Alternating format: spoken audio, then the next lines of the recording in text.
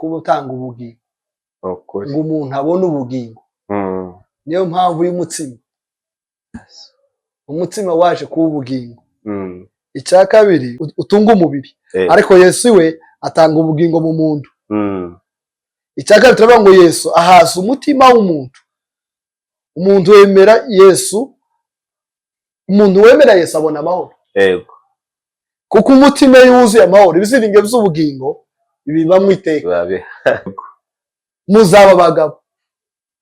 Bivuge ko bari batararya wa mutsima. Bari batararya umutsima ngo bakomere. Amafu yari atarakomera, umubiri wari utarakomera, ingingo zari zitarakomera kugira ngo bahinduke abagabo. Ariko Yesu arababwira ngo nzabaha umutsima, ari wo mwuka utanga ubugingo.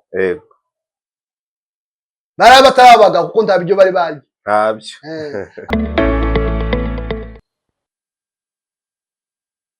Yesu ashimwe inshuti z'umusaraba.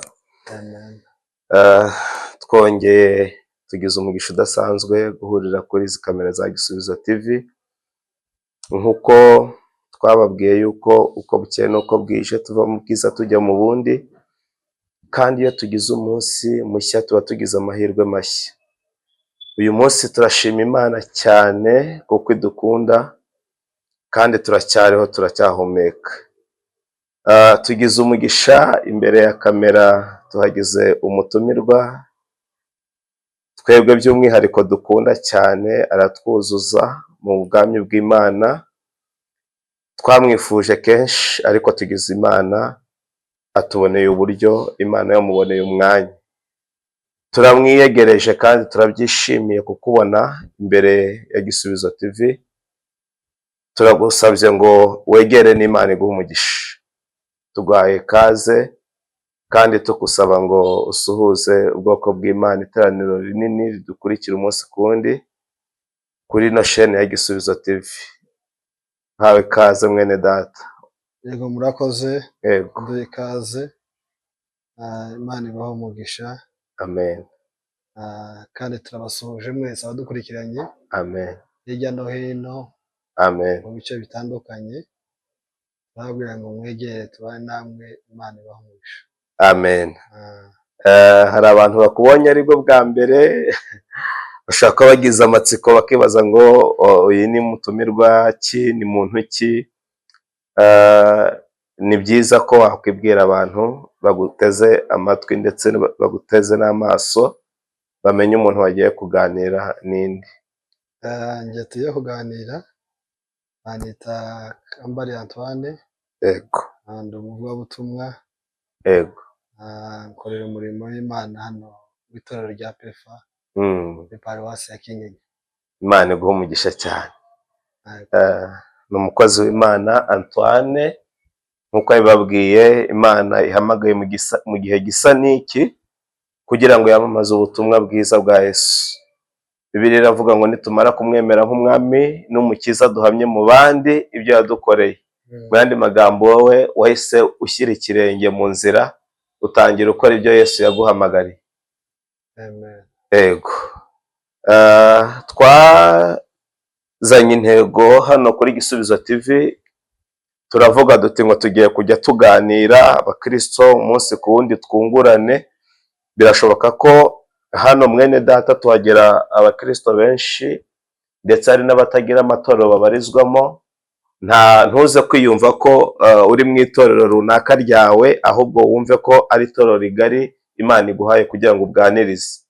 Tujya tugira abatagira aho basengera, rimwe bagatwandikira muri commentaire batubwira ngo Imana ibahe umugisha, iyo nzira ni nziza, natwe tugiye gushaka uburyo twayoboka Kristo. Ni uburyo bwiza, ni umurongo Imana yasize kugira ngo abantu bazajye baganira kandi bungurane ku by'uru rugendo. Rero twabwiye abantu mu minsi ishize, turababwira ngo tugiye kujya tuganira, ariko tuganirire mu ntego, cyangwa se twazanye ikiganiro kuri zino kamera. Turavuga ngo tugiye kujya kuganira ku ijambo ryitwa umutsima w'ibihe. Ijambo umutsima w'ibihe twaratekereje turi gusenga, twumva nibyo duhawe kugira ngo tujye dukoreramo, icyo twakoraga cyitwa ko ari evangelization cyangwa se ivugabutumwa ryose ryanyuraga kuri Gisubizo TV, uyu munsi rizajya rihanyura, ariko muri uwo mutwe wo twavuze haruguru w'umutsima w'ibihe. Iyo umuntu yumva ijambo umutsima w'ibihe, ashobora kwibaza ngo ni umutsima wo mu isafuriya umwe bafata amazi bakarika, hanyuma bagashyiramo akawunga cyangwa n'ibindi runaka bitewe n'ibyo abantu batetse bagasonga, nyuma bakaza kwicara bakarya. Ese kubyita umutsima w'ibihe ni iki umukristo yatora cyangwa yakumva? Nkawe w'umutumirwa, tuguhaye umwanya kugira ngo udusobanurire neza ijambo umutsima w'ibihe cyangwa umutsima mu ijambo rimwe. Murakoze. Turashaka kuvuga hejuru y'umutsima. Yego. Ntabwo tuvuga uyu mutsima duteka cyangwa uyu mugati Bibiliya yavuga mu isezerano rya kera, ahubwo turavuga Kristo. Yego. Yesu niwe mutsima. Amen. Yesu niwe mutsima. Amen. Usonye muri Yohana ibice 6:35, aravuga ngo Yesu arababwira ati nije mutsima w'ubugingo, uza aho ndi tazasonza na hato, nunyizera ntabwo azagira inyota na hato. Amen. Umutsima ndashaka kuwusobanuramo ibintu nka bitatu gusa. Bisobanura hejuru y'umutsima. Ndavuga ikintu cya mbere, Yesu niwe utanga ubugingo bw'iteka. Yego. Umutsima ni ubugingo. Yesu yaje ari ubugingo. Yego. Uyu mutsima turya utunga umubiri, ariko Yesu we nawe atunga ubugingo bw'umuntu. Amen. Uyu mutsima turya utunga umubiri, ariko Yesu atunga umutima. Imana ishimwe. W'umuntu. Usonye Matayo 20:28, aravuga nkuko umwana w'umuntu ataje gukorerwa, ahubwo yaje gukorera abandi, ngo atange ubugingo bwe kuba incungu ya benshi. Amen. Yesu yaje kubutanga ubugingo, ngo umuntu abone ubugingo. Niyo mpamvu y'umutsima. Umutsima waje kuba ubugingo.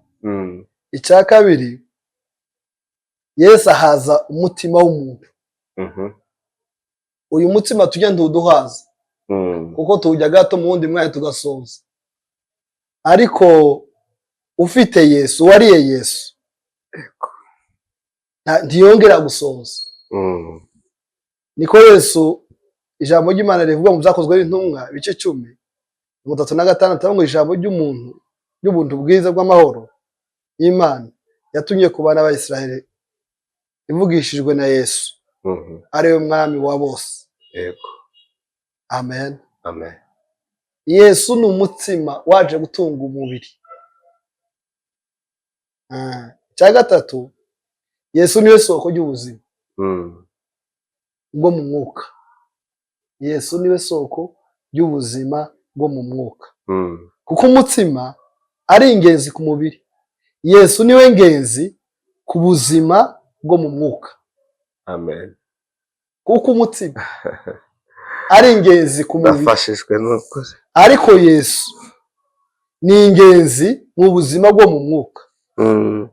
Urebye igice cya Yohana ibice 4:14, haravuga ngo unywa amazi nzamuha ntazangira inyota rwose iteka ryose, ahubwo amazi nzamuha azamuhindukira isoko ry'amazi adudubiza kugeza mu bugingo buhoraho. Amen. Amen. Amen. Yesu niwe waje kududubiza isoko y'amazi. Iyo ari muri twe aduhindukira isoko ridakama. Nukuri. Aho kugira inyota y'ibindi, tugira inyota ya Kristo. Imana ishimwe. Aho kugira inyota y'inzoga n'ubusambanyi n'ibindi bisa nabyo, tugira inyota ya Kristo. Niyo mpamvu yamuye ngo wa mugore we, usabye amazi ntabwo amazi y'ubugingo. Yego. Tuzoye kugira inyota ukundi. Ndabitoye. Nusaba amazi ntuzongera kugira inyota ukundi. Nzaguha amazi y'ubugingo. Niyo mpamvu twavuze ko umutsima uri mu bintu bitatu. turavuga mu isobanuro cya mbere Yesu atanga ubugingo bw'iteka kuko umutsima utunga umubiri ariko Yesu we atanga ubugingo mu muntu. Icya kabiri turavuga ngo Yesu ahaza umutima w'umuntu. Umuntu wemera Yesu abona amahoro kuko umutima yuzuye amahoro ibiziringe by'ubugingo biba mu iteka. Sema haleluya. Iyo Yesu ahaza umutima w'umuntu, umuntu yemera ko Yesu abona amahoro. Iyo yemeye Yesu uba ufite amahoro yuzuye, ibyiringiro by'ubugingo bw'iteka muri we. Niyo mpamvu Yesu yabivuze. Icya gatatu turavuga ngo Yesu niwe soko ry'ubuzima bwo mu mwuka. Niwe soko ry'ubuzima bwo mu mwuka kuko umutsima ari ingenzi ku mubiri. Yesu we ni ingenzi mu buzima bwo mu mwuka. Yesu ni ingenzi mu buzima bwo mu mwuka. Ikindi twavugaho cya kabiri, kubera iki Yesu yavuze ko ari umutsima, impamvu yabivuze. Impamvu Yesu yabivuze yihinduye ibiryo. Bantu dukunda umutsima yihinduye ibiryo akaba arizo batujyanaho. Nanjye ubu mpise numva nkumbuye umutsima. Yashaka kwerekana ko ari utanga ubugingo bw'iteka. Yerekana ko ari utanga ubugingo bw'iteka. Igihe twe tuzi ko ubugingo tubone ko twariye cyane, ariko Yesu we yashaka kwerekana ko muri we ari we ubugingo bw'iteka. Yesu ashaka kubereka ko ibyo kurya by'umubiri bihaza igihe gito, ariko iwe aha abantu ubugingo bw'iteka. Amen. Icya kabiri yashaka kwigisha ko abantu bagomba kumwizera. Bivuga ngo kurya umutsima w'ubugingo bisobanura kwizera Yesu no kwakira inyigisho ze. Amen. Yatwigishaga ko abantu bagomba kumwizera. Bivuga ko kurya umutsima w'ubugingo bisobanura kwizera Yesu no kwakira inyigisho ze. Iyo twakiriye ubutumwa bwiza, tuba dufite ibiryo byiza. Ni ibiryo bidasaba ibindi birungo. Byonyine birihagije. Icya gatatu yashaka kwerekana ko ari uha abantu ubuzima bwo mu mwuka. Kuko umutsima utunga umubiri, Yesu atunga ubugingo bw'umuntu. Niyo mpamvu yabwiye abigishwa ngo ntimuri abagabo, icyakora muzaba abagabo, umwuka wera nabamanukira. Atanga ubuzima bwo mu mwuka, muzaba abagabo. Bivuge ko bari batararya wa mutsima, bari batararya umutsima ngo bakomere. Amagufa yari atarakomera, umubiri wari utarakomera, ingingo zari zitarakomera kugira ngo bahinduke abagabo. Ariko Yesu arababwira ngo nzabaha umutsima ari wo mwuka utanga ubugingo. Bari batari abagabo kuko nta biryo bari barya. Ariko uwo munsi Yesu yabahaye ibiryo by'umwuka. Imana ishimwe. Umaze kurya ibiryo by'umwuka bifasha ingingo z'umubiri gukomera kabisa. Niyo mpamvu ubutumwa bwabo bagiye babwiriza ntibari bafite ubwoba kuko basonze cyangwa baburara, ahubwo bari bafite imbaraga z'uko bafite ubuzima. Amen. Bari bafite imbaraga kuko bafite ubuzima. Ubuzima bari bafite n'ubuhe? Nuko bari bafite Yesu. Gutunga Yesu ni ubuzima.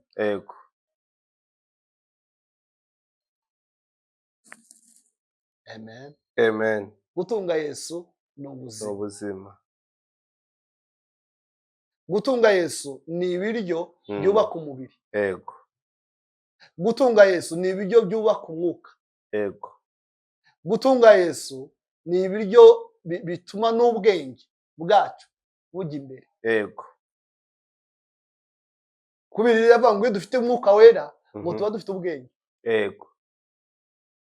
Kandi ubwenge dufite butandukanye n'ubw'abisi. n'ubw'abisi. Kristo niwe bwenge.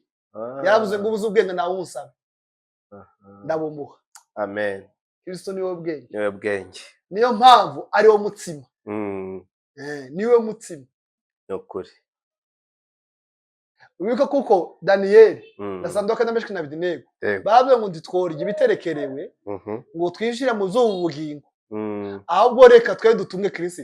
Ego. Bemera kurya ibintu bidafatika ibishimbo bidafite agaciro gakomeye ariko kugira ngo batunge Kristo. Ego. Bagiye kureba abanyabwenge basanga bafite Kristo nibo banyabwenge. Ego. Kuko utunze Kristo no umunyabwenge. No umunyabwenge. Kuko utunze Kristo afite sante yuzuye. Asansa. Ngo niwe maraso. Yesu. Kuko ufite Kristo ngo afite groupe sange na Kristo. Ngo turumwe nawe. Turumwe nawe. Nimba turumwe nawe. Bibiliya yaravuze ngo watagifuye nanje singipfuye. Yatsinze urugamba naje nzatsinda. Ego. Bivuga iki? Ndi muri we. Nawe akaba muri nje. Amen. Ubuzima turabusangiye. Nukuri. Niyo mpamvu ari wo mutsima waje muri twe. Imana iduhumugisha. Amen. Uwo mutsima Yesu yagatwigisha kugira ngo tumenye umutsima icyo ari cyo. Ego. N'impamvu yabivuze. Niyo mpamvu twadusozeje ku cyambere twavuze umutsima icyo ari cyo. Icya kabiri dusozeza ku mpamvu y'isi umutsima. Ego. Imana iduhumugisha. Urakoze cyane. Neza uranganirije uganirira n'abantu badukurikiye numva ndafashijwe. Nimuza kumva hari ibyo nishe muze kunyihanganira igihe umuntu afashwa akibagirwa ko ari kuri kamera cyangwa se ari kuri microphone. Ni impamvu z'umutsima yatuhaga numva gurimo umbyiga ariko Yesu ni byose. Twatekereje neza urumva ko umutsima w'ibihe awudusobanuriye kandi ibi bihe nyine turimo hise numva ko abantu dukwiriye nyine kurya uyu mutsima. Ahubwo mpita nibaza ngo ese nk'abantu bakiri mu mwijima, nk'abantu bakigereranywa na bamwe, Yesu yavuze ngo muzahabwa imbaraga nk'uko wari ubitubwiye, ngo umwuka wera nk'igishushanyo cy'uwo mutsima nabamanukira. Bigaragare yuko bashobora kuba bari mu gihombo si bizi, ariko niyihe nama, niyihe nyigisho wabaha?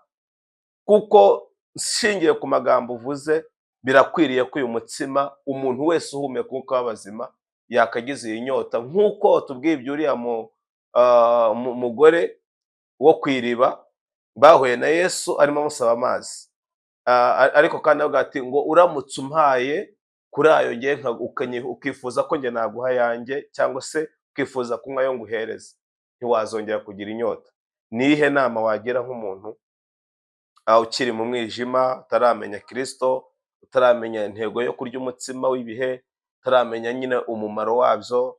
Ni nk'ihe nama wamugira muri iki kiganiro? Inama namugira nuko yakwakira Kristo, akemera Kristo akaganza mu buzima bwe, akaba mu buzima bwa Kristo, Kristo akaba muri we. Yego. Gutunga Kristo ibyo biryo bizima. Yego. Niwe mutsima ufatika. Yego. Nibyo biryo bitetswe neza kandi binesheje. Yego. Kuko bitunga umubiri, bitunga n'ubugingo. Yego. Kandi uwo muntu twamusaba ko yakwegera Kristo. Yego. Kuko uwegereye Kristo akamenya inyigisho ze, akakira n'ubuntu bwa Kristo, amaraso agatonyanga mu mutima we, ahinduka icyari migisha. Amen. Mu byakera ntibabwe ikibutso. Imana ishimwe. Ahinduka musha. Amen. Turasaba kuko umuntu wese nave mu mwijima asanga umucyo. Uwo mutsima ni umucyo. Yego. Iyo tuwuriye turasusuruka, tugasa neza, tugahinduka umucyo. Yego. Nabi biravuga ngo muritabaza. Nimurikira, turitabaza nimurika. Yego. Naza ahinduka umucyo. Nave mu mwijima turamusaba ko yazagahinduka umucyo. Narya Kristo arahinduka umucyo. Yego. Amen. Amen. Wowe udukurikiye umunsi ku wundi, niba utarakira Yesu nk'umwami n'umukiza, urumva ijwi ry'Imana rivugiye mu mugaragu wayo ngo uva mu mwijima uze wakira uwo muco nk'umutsima uzaba wakiriyeho iminsi yose. Urimo uvuga ibyo mpise nibuka, hari mwene data ejo bundi numvise yararirimbye indirimbo nziza ayisubiyemo, aravuga ngo ndahatwa kuburira abanyabyaha banze kureka, mbese torero aho muja mwibuka yuko tuzatungurwa we, torero ry'Imana aho muja mwibuka yuko tuzatungurwa. Urimo uganirira aya magambo mpise numva nyine umumaro cyangwa se umurimo wari urimo ukora ni wo kuburira abanyabyaha baze bahindukirire bakire uwo mutsima ari we Kristo Yesu. Kuko urabihatirwa, ndetse nanjye n'undi wese arabihatirwa kugira ngo aburire abanyabyaha bave mu byaha banze bitabe Yesu Kristo. Turagukunda cyane kandi turagushimiye ku mwanya mwiza uduhaye. Nanze ko dutangira iki kiganiro dusenga kuko nta badayimoni twari dufite, ariko nifuzaga ko turi busenge nyuma yuko tumaze kuganira ino topic, kuko numvise yimbitse cyangwa ifite ibintu by'imbaraga ku muntu uzatwumva akarangiza iki kiganiro. Ndatekereza hari ibintu azasobanukirwa byinshi wabivuzeho, ariko nanifuje ngo dusoza tugana ku musozo ugire ikintu kimwe cyangwa se bibiri wenda wabwira abagukurikiye, hanyuma niturangiza dusengere abantu. Birashoboka cyane ko hari igihe umuntu yumva Imana ivuga ariko ntayihe agaciro cyangwa se ntabyiteho, rimwe akaba ategereje wenda ko hari Imana izava mu ijuru kandi ahora yumva amajwi y'abantu benshi bamukikije nk'uko natwe turimo turavuga, ariko akaba atarakira Kristo nk'umwami n'umukiza. Nifuza ko uri busoze usengera mwene abo bantu, Kristo abamurikire nabo bagira ute bahabwa ubuntu n'abandi bagiriwe. Ikindi cya kabiri, abantu bamenye Kristo ariko bakimeze nk'ababigisha biwe wavugaga, bategereje Kristo nk'abamubonye banabanye ariko batarahabwa izi mbaraga z'umutsima, nabo nifuza ko waza gusoza ubasengera kugira ngo nabo aho bategerereje aho ariho hose Yesu Kristo yongera abahereze ya pakeji ya wa mutsima. Ibyo bintu nabitekereje ko ari bibiri. Karibu. Amen. Amen. Ugize neza. Ndabwira abantu bankurikiranye hirya no hino ngo muze mwakira umutsima wa Yesu. Yesu niwe mutsima. Ubuzima turimwo nibwo kuba muri Kristo Yesu. Aracyari ku ntebe y'imbabazi. Amen. Karavuga ngo nawe ngwino. Amen. Nshuti yanje ngwino. Yesu ni umutsima. Niyo mutsima waje uvuye mu ijuru, kandi niyo waje kuba ubuzima. Yaje kuba ubugingo, yaje kuba ubuzima bwa misi yose. Niwe dufitiye byose. Niko roza muhanda yaririmbiza muri Giswahili ngo nja utamu wa Yesu. Amen. Ngwino urabure kuri Yesu. Yesu niwe byo biryoshe cyane. Ngwino wibire mu maraso ya Yesu. Yesu nakugirire neza. Amen. Nshuti yanjye nkurikirana, Imana iguhe umugisha kandi wakira ubu butumwa. Yesu ni umutsima. Amen. Numwizera akemenya inyigisho ziwe azaba ari Yesu. Amen. Yesu niwe buhanuzi bwuzuye. Yesu niwe mibereho. Amen. Yesu niwe cyitegererezo. Yesu niwe tugenderaho. Amen.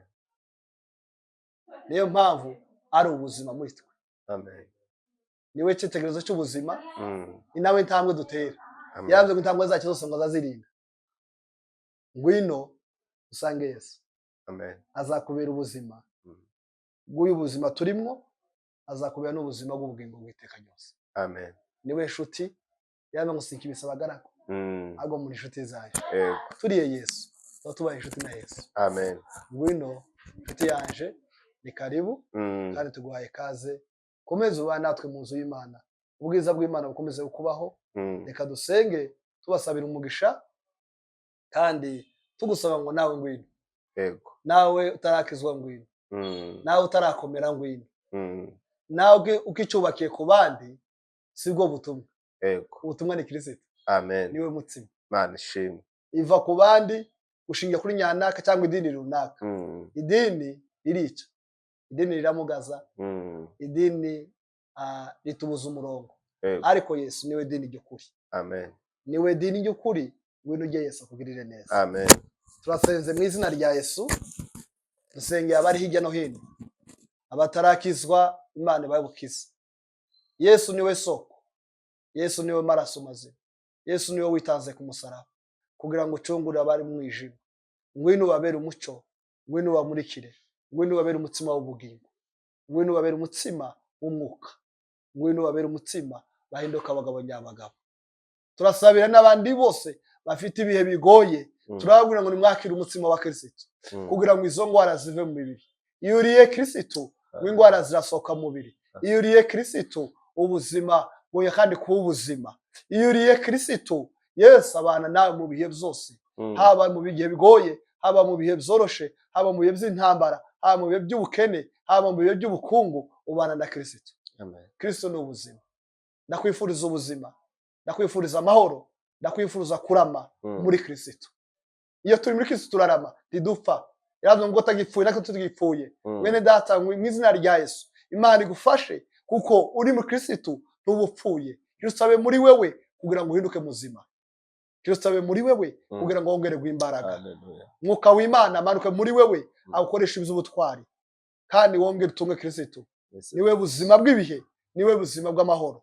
Nawe ndagusaba urushe, nawe uremererewe ngo data mu ijuru akuruhure. Akira uwo mutsima ukubera ubuzima, utuma uruhuka imitwaro yose wari wikoreye. Niwe mahoro kandi ngo niwe byose bikubiyemo. Ngo ufite Kristo ngo afite byose. Kristo we ngwino ube muri twe utubere ubuzima bwa minsi yose. Amen. Ngwino ube muri twe utubere byose. Amen. Ngwino ube muri twe utubere ingendo. Ngwino ube muri twe utubere imvugo. Ngwino ube muri twe utubere ubujyanama. Ngwino ube muri twe utubere ubwenge. Ngwino ube muri twe ukomeza ingingo z'amagufwa n'amaraso n'imitsi byose byakira imbaraga z'Imana. Nikwabwiye Yeremiya ngo hanurira amagufwa yongera kandi asubirane.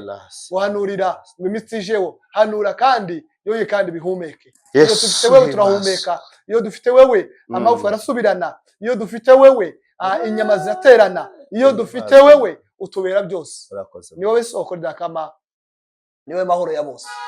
Ndakwifuriza amahoro, ndakwifuriza umugisha, ndakwifuriza gutungana. Kristo akugirire neza. Kristo abe muri wewe.